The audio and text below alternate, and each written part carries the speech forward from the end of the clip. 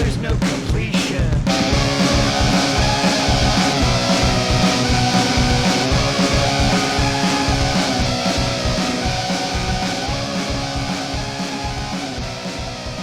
Hello, and welcome to the Two Consoles Too Late podcast. I'm your host, Jackson Keebler, and I am Two Consoles Too Late. What does that mean? Here at this podcast, we look at the classics and the not-so-classics of retro gaming, often for the very first time, and with no nostalgia. And here on episode 158, we are looking at Neutopia for the Turbo Grafix-16. It was a game developed by Hudson Soft, and this dungeon crawler missed the mark on Zelda. We're also going to have some Going Long, which is going to lead to Stick It. And later, we're going to play some video game Mad Libs. And then on Auction Alert, we're going to see what's out there for the Turbo Grafix-16 on the Shop Goodwills. It's going to be a lot of fun. Let's go. Going long. It is going long. Looking long. Going long. It is going long. Looking long.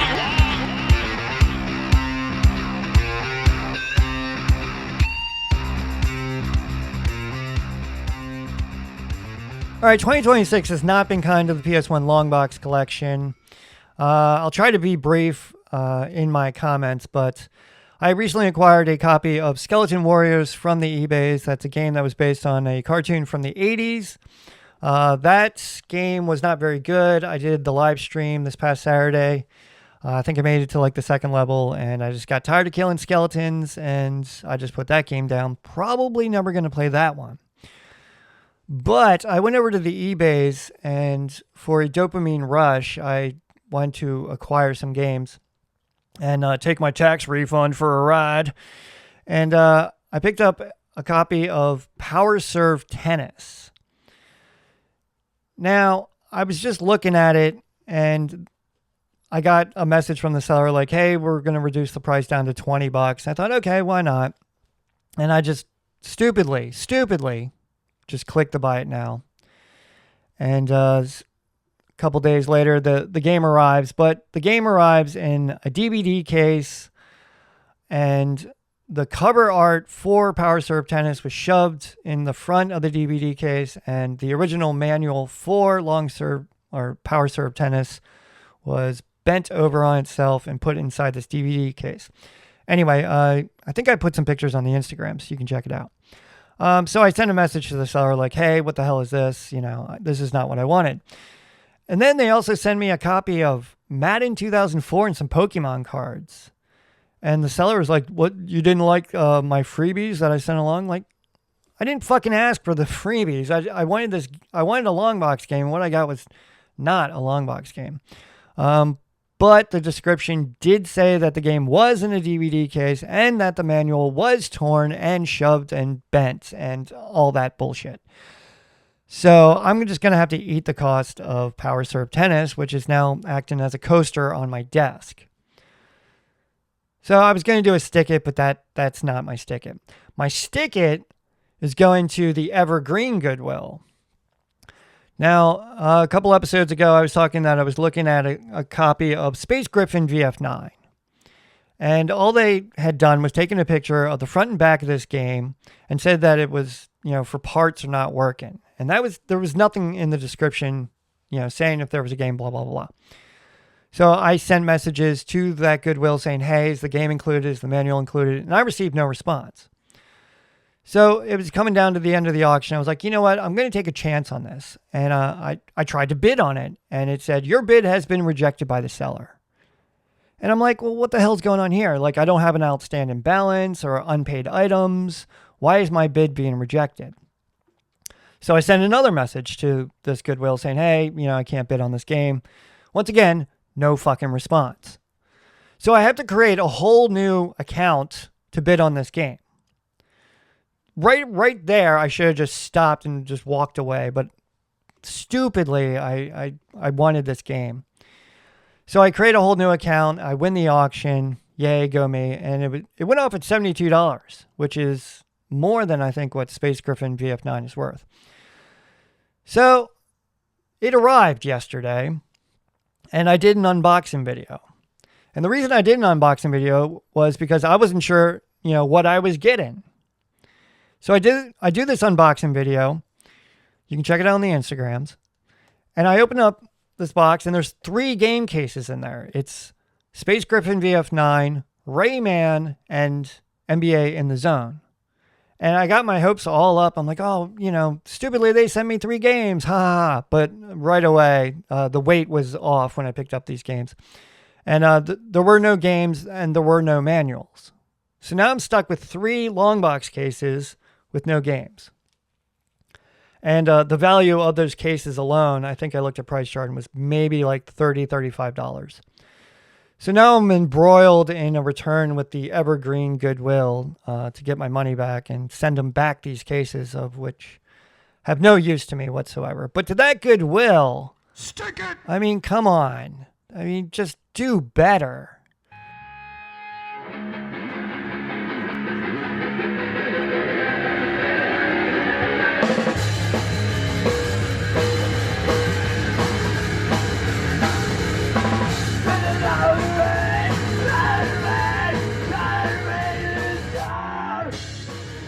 That was not Nirvana. That was not a lost bootleg. That was a band from the Czech Republic called Neutopia.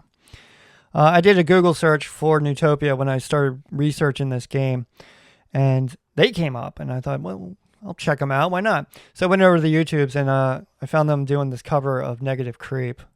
Wasn't that bad, I thought. I prefer the original, but hey. So if you're into alternative grunge bands, check out Neutopia.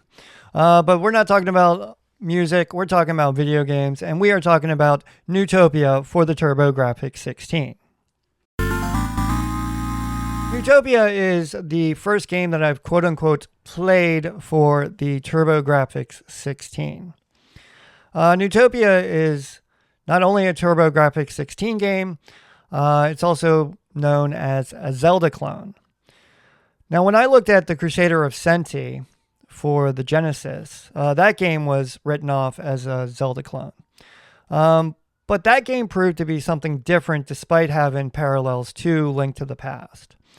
Neutopia, however, is a straight-up rip-off of the original Zelda.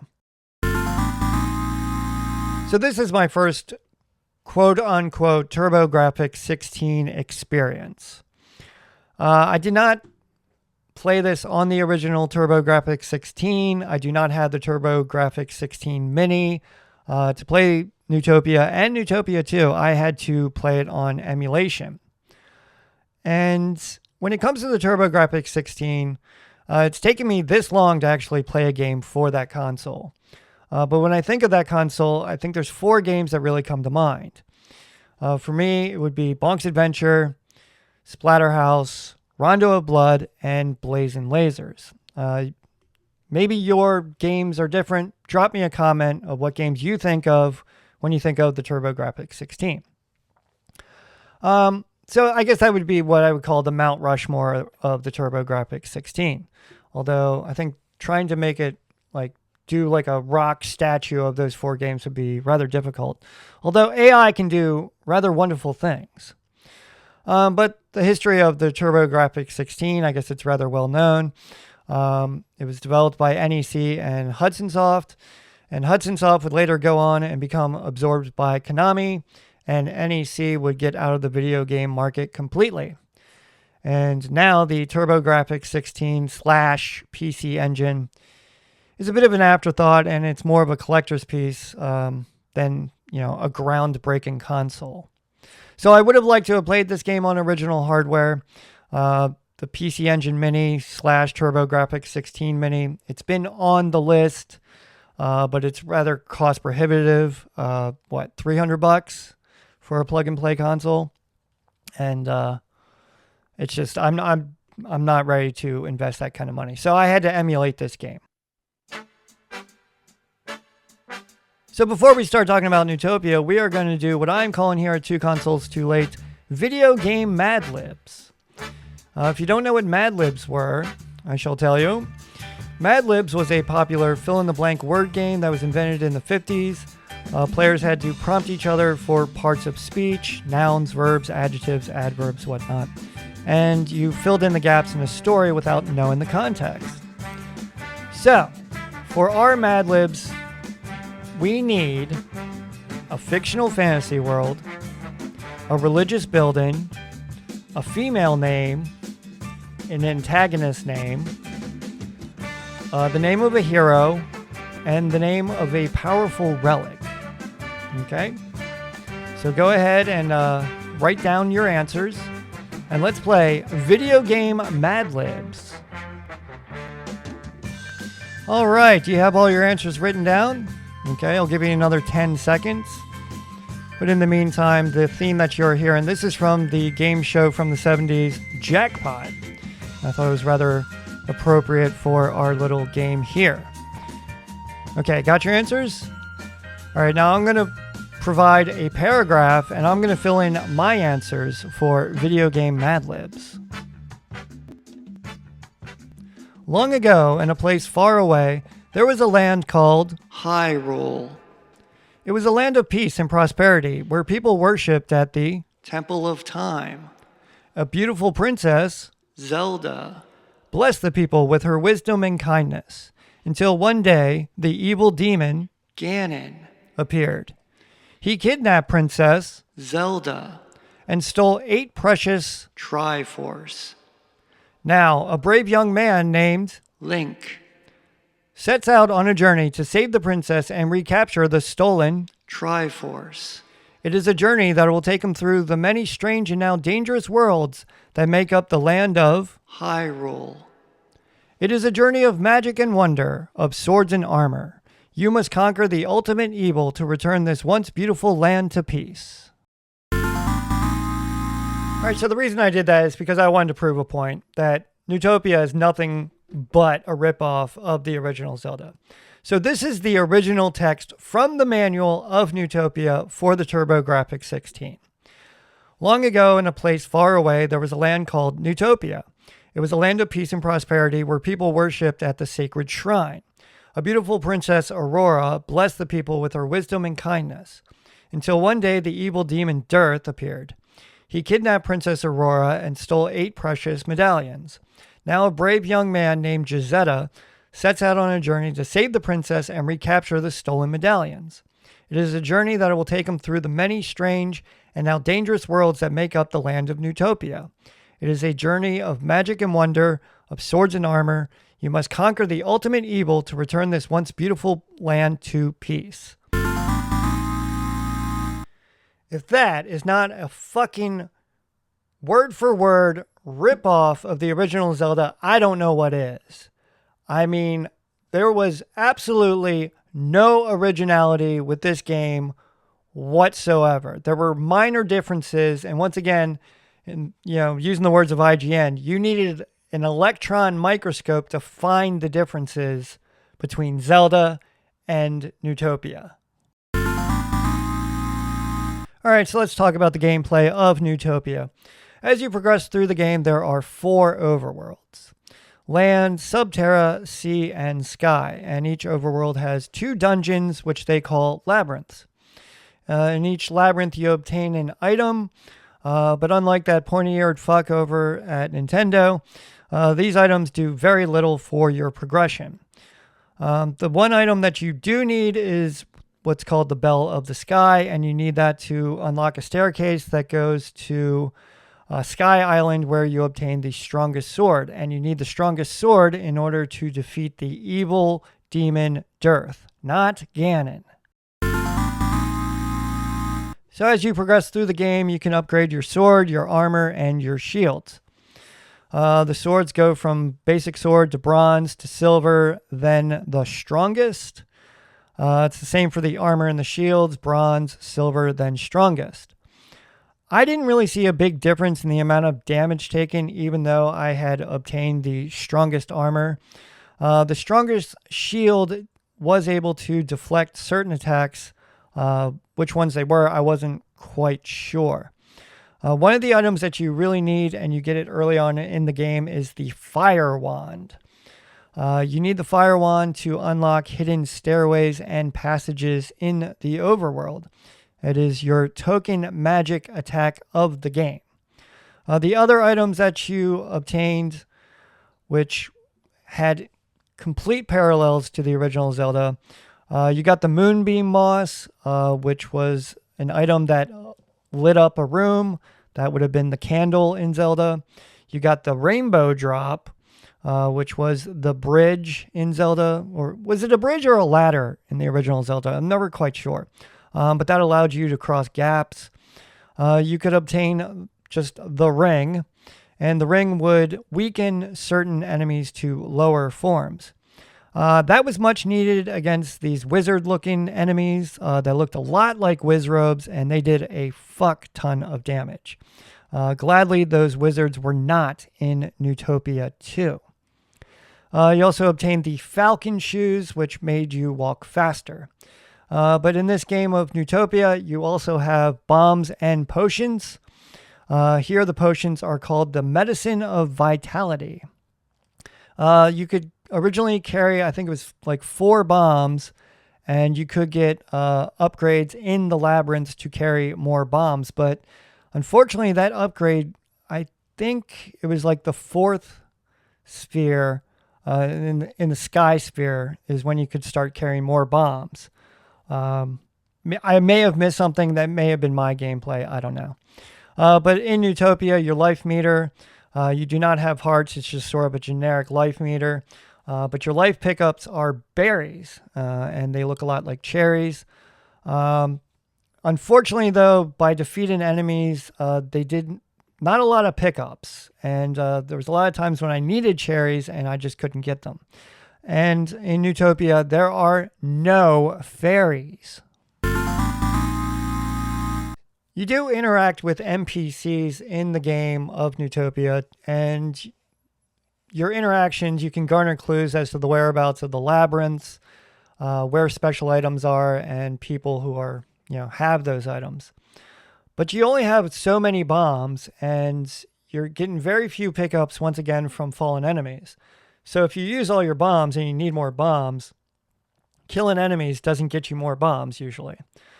And to talk to these NPCs, you have to bomb like a gap in the wall like you would in Zelda.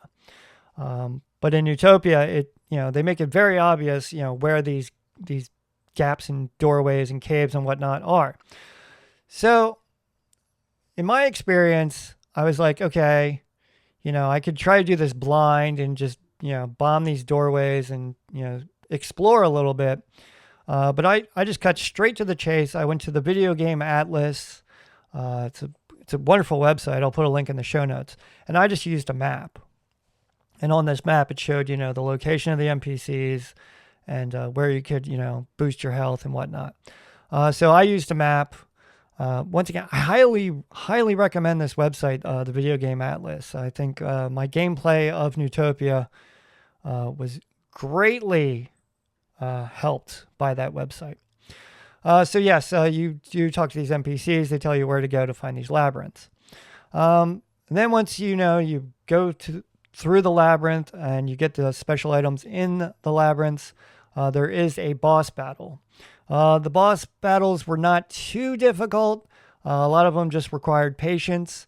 But in the original Zelda, after you acquired a special item, sometimes that special item was needed to defeat the boss, but that was not the case in Neutopia. Once again, just a little patience and figure out the pattern, and the boss was easily defeated. But I thought this was really cheap. So after you defeat the boss, there's a chamber that you go into. Now, in the original Zelda, you would just walk in, grab your Triforce, and get the fuck out of there. Not the case in Neutopia. In Neutopia, you go into a room after the boss battle, and there's a chest that has the medallion that you need. But in that room, there would be an enemy. So if you were low on health, you had to avoid that enemy just to get the medallion. I just thought that was really fucking cheap after a boss battle. But one area where Neutopia stood out was the music, and it was composed by, I'm going to screw this up, Tomatsune Maeno. And here is a track from Neutopia. This is from the Water Sphere overworld.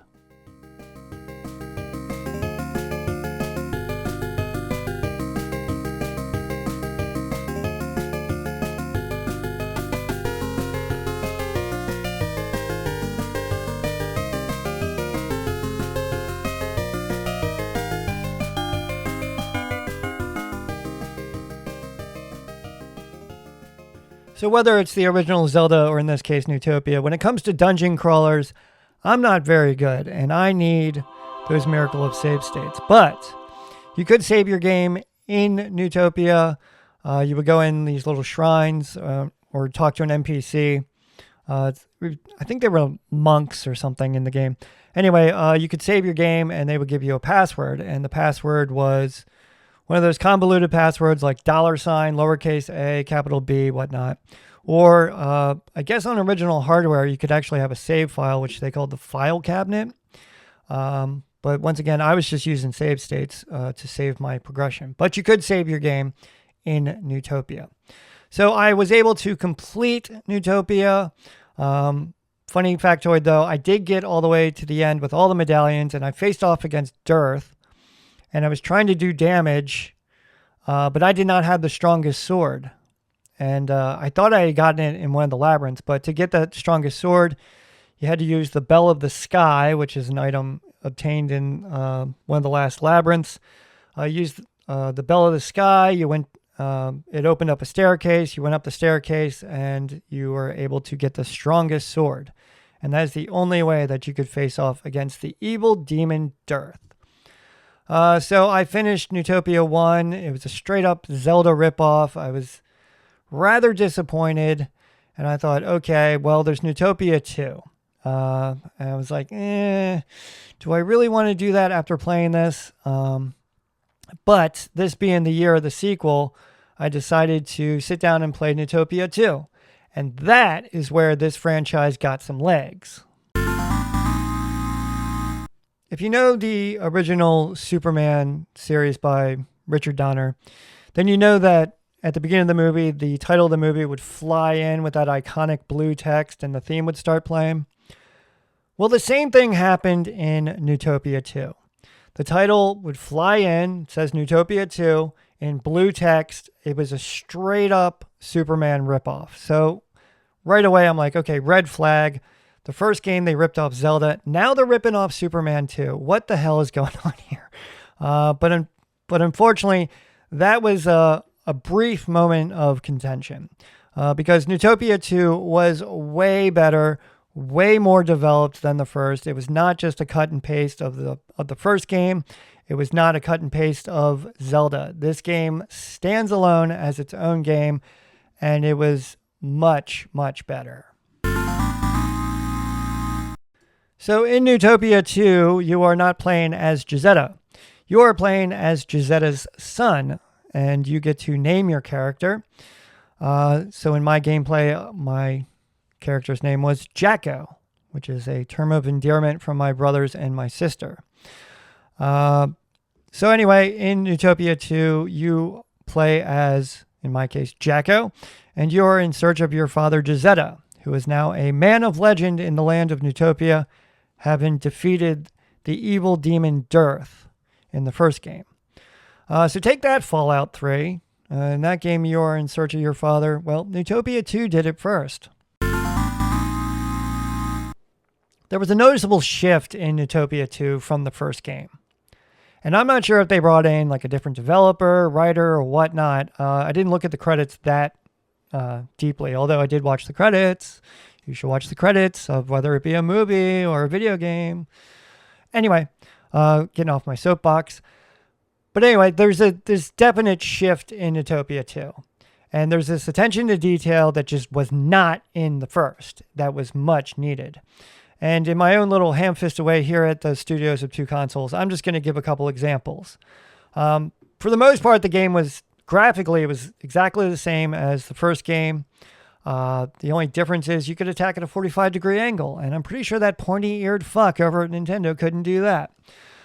So you could attack at a 45-degree angle, but for the most part, at the core, everything was the same. Your swords, your armor, your shields, your pickups, the rainbow drop, the fire wand, that all stayed the same. What was added was there was like a lightning wand and then like a wind wand.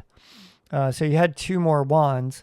And I found myself using the wind wand more than the fire wand. It was kind of more like of a spread attack when you shot the wind wand. And but the lightning wand That came in handy a lot, especially against bosses. I'm a big fan of this movie called The Door in the Floor.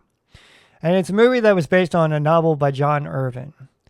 And real quick, there's this writer played by Jeff Bridges. He hires this kid to watch his daughter over the summer. And this kid wants to be a writer, so he thought, okay, I can mentor this kid and give him advice in his own writing.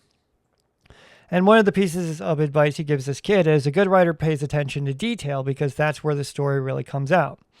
In the movie, there's a bit of tragedy, but I don't want to talk about that.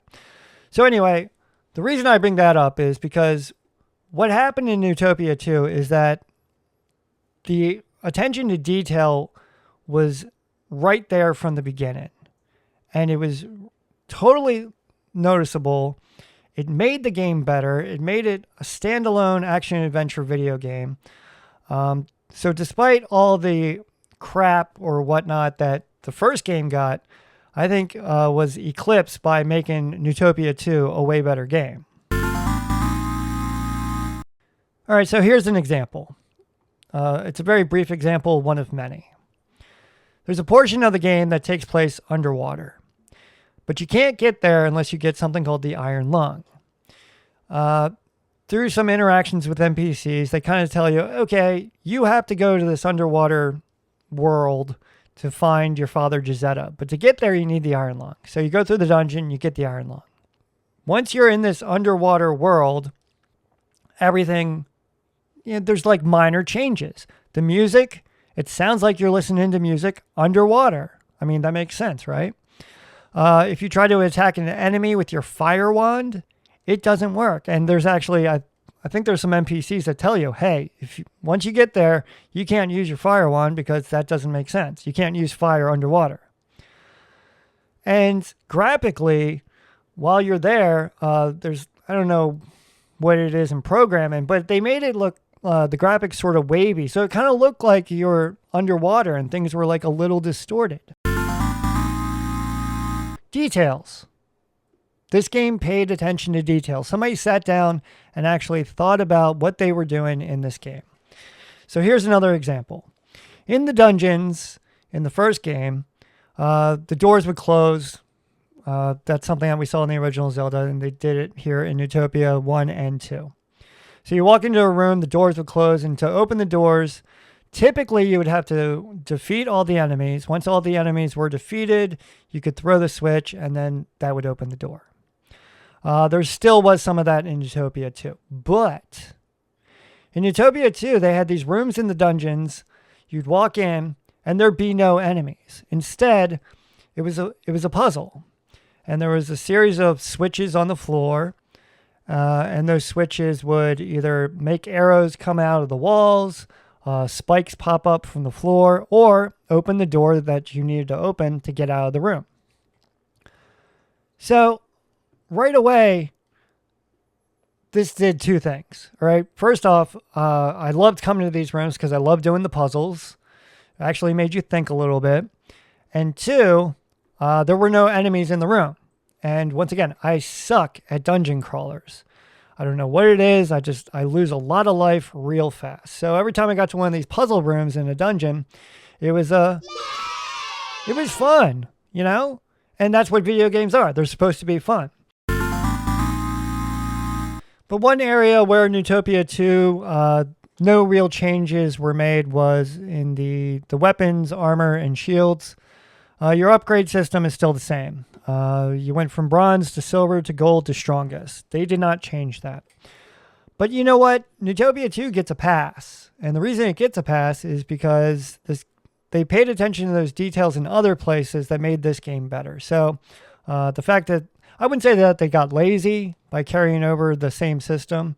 It actually just kind of makes sense because if you played the first, you had some familiarity that I guess they wanted the player to have in the second game.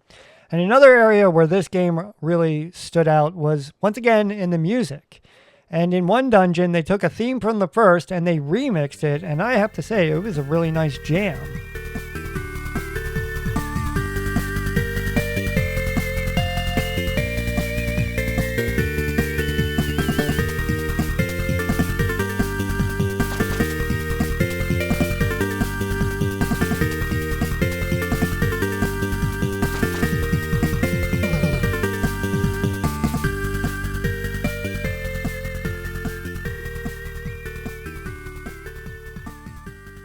So one area where Neutopia 2 is not better is price for original hardware. This goes for Neutopia 1 as well for the Turbo Grafix-16. A CIB copy of Neutopia, the original for the Turbo Grafix-16, is $119.96, and a CIB copy of Neutopia 2 is $429.69. So these are some rather expensive games. But if you look at the price for the PC Engine copies of the game, Neutopia 1 for the PC Engine is only $46, and Neutopia 2 is only $74. So if you're a cheap fucking bastard like me, I think the PC Engine's the way to go. But where could you find a PC Engine? Maybe you could find one on Auction Alert. Auction alert. All right, so I have a sold listing here coming from my local Shop Goodwill, my former employer. How you guys doing, if you're listening? Hope you're well. Anyway, this was a vintage NEC PC Engine video game console with CD-ROM to an interface unit. Got 17 bids and it sold for $401 and did not include the power cord. Didn't have any controllers or anything, but I don't think that's a big surprise that it got that price point for all that vintage hardware. Every once in a while, a Turbo Grafix-16, the original console, will pop up on the Shop Goodwills, but usually they're few and far between. Some recent sold listings for loose carts, I forget the games.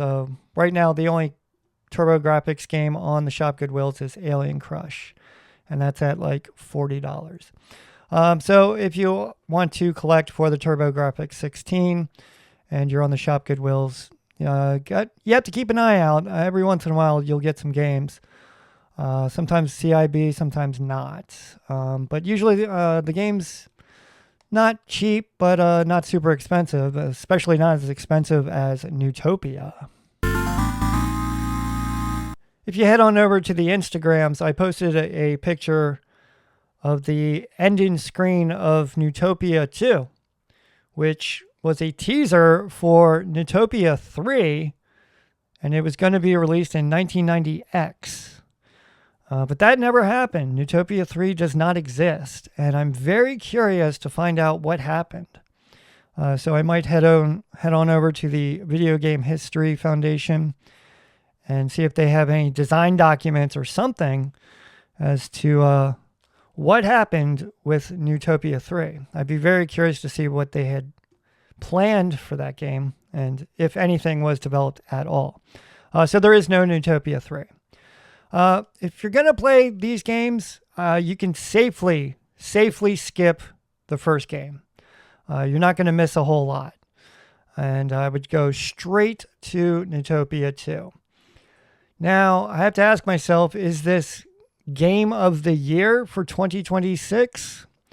Well, it's still early. We're only here at the end of February, and there's a lot more games to be played. But I can safely say that Neutopia 2 is a dark horse pick for 2026 here at Two Consoles Too Late.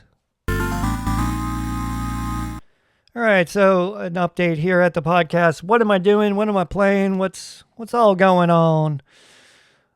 Shameless self-promotion, of course. Live stream, 7:30 a.m. on YouTube and Twitch. I play a game from the PS1 Longbox collection.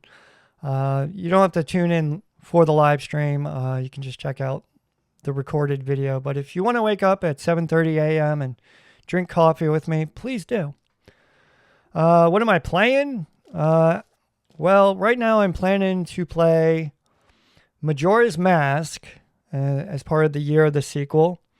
That's a game that I only played once, and when I was playing it, it was while I was in the middle of a move, which was very stressful, and something that took the stress out of that move was playing Majora's Mask. And I don't feel like I got the full experience. So I'm going to go back and try playing Majora's Mask once more. I've also started playing R-Type. Yeah, I'm playing a shooter. And that game is a world of pain, and how I've come to that game is a long story, and there's definitely going to be an episode on that. I'm trying to line up some content creators. The content creator Gamer Aimer, we've been having a back and forth. I'm going to get her on the podcast, and we can jazz all things retro gaming. After my conversation with Mike Diver, the author of Retro Gaming, A Bite-Sized History of Video Games, I'm putting some work on the retro video game glossary. I'm up to almost 200 terms and definitions. I want to get that number up to like 300 or 400, so that the glossary has some heft to it. But that's a project that, I haven't put down, and after talking with Mike, I'm definitely putting some more work into that. So yeah, lots of fingers and lots of different pies here at the podcast. So thank you for listening to the podcast. I've been the host, Jackson Keebler. You can check me out on the interwebs. Just go to Google, type in 2 Consoles Too Late, and there I will be. That'll take you to the Facebooks and the Instagrams. Be sure to check out the Patreon. Once again, I just posted my video game notes for Neutopia 1 and 2. There's also the bonus podcast of Going Long. This past one was an extended conversation with Mike Diver. Be sure to check it out. I'm going to get out of here, and I'm negotiating the sale of a very large Atari Jaguar collection. Too much to talk about. It's fun. I'm messing around with an Atari Jaguar, and my appreciation for this retro console has only grown because of this past week. But as always, have a good one. I love you, and goodbye.